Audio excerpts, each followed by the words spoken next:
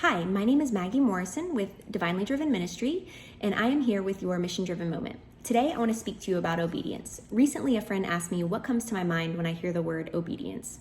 After having this talk with this friend for a little while, I walked away and God just continued to grow this idea on me. Later, he reminded me of something he showed me in Hebrews 3:18 a little while back. It says, "And to whom did God swear that they would never enter his rest, if not to those who disobeyed?"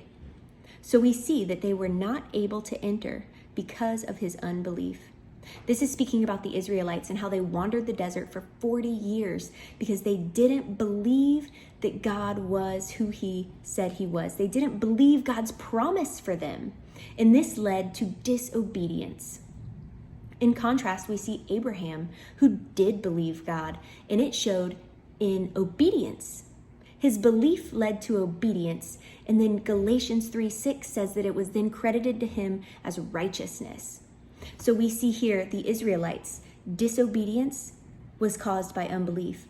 And we look at Abraham, and his obedience was caused by his belief. One was credited righteous, and the other had to wait and wander the desert for 40 years to get God's promise.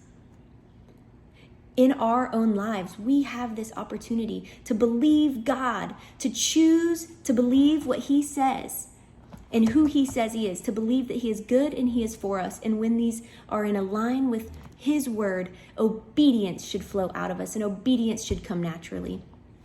So I have to say, if you are struggling to be obedient in something that God has called you to, do you have an unbelief? Do you have something that's not lining up with God's word and who he is?